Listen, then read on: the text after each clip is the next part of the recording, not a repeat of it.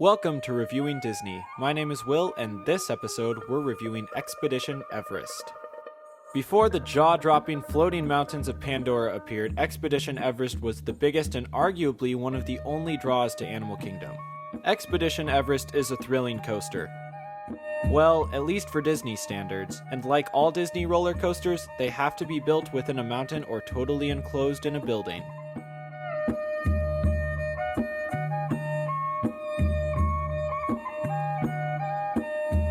Well, almost every coaster. Everest opened in 2006 and was manufactured by Vekoma.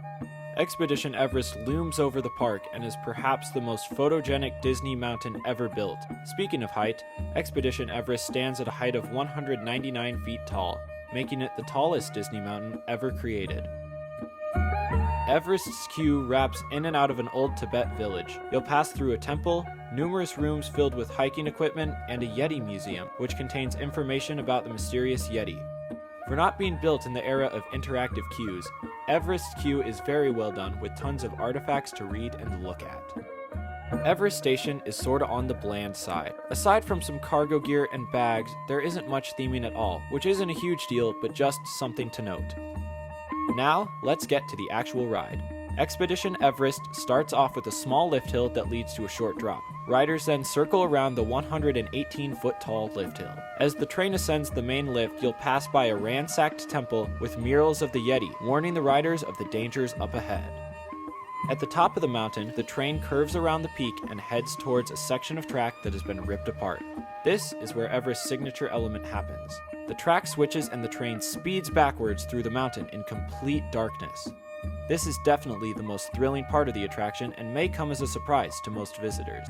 When looking at Expedition Everest from the ground, guests only see the lift hill and the attraction's signature drop. All other elements are hidden behind the mountain, a brilliant design by the Imagineers. The backward section of the ride comes to a halt inside of the cave, where riders see the Yeti ripping apart more track. This visual effect distracts riders from the track switching again. The train rolls forward out of the mountain and descends down the attraction's 80-foot drop, then speeds back into the mountain and exits from the rear of the structure, where riders enter a large helix before entering the mountain one last time. This is where riders finally encounter the Yeti. The train exits the mountain and rolls into the brakes. Riders will disembark at the unload station, and of course exit through a gift shop. Because it's Disney. So what are some negatives to Expedition Everest? To be honest, not much. We can definitely nitpick here and say we wish the train would still blow out steam before it left the station, but that doesn't affect the actual ride. Expedition Everest has just one flaw: the Yeti. I mean, the entire attraction is based off of him, and yet Disney doesn't fix him. He's been Disco Yeti for far too long, and we've been promised for years that he will get fixed. And still nothing. One day, Yeti. One day.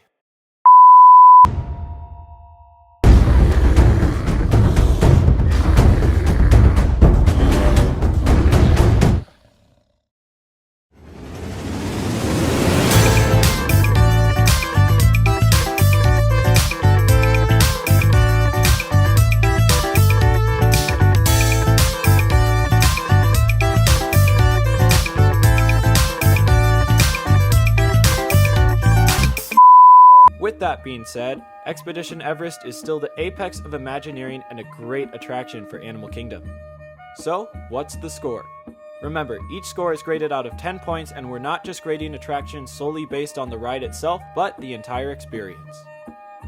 Expedition Everest finishes with a 9.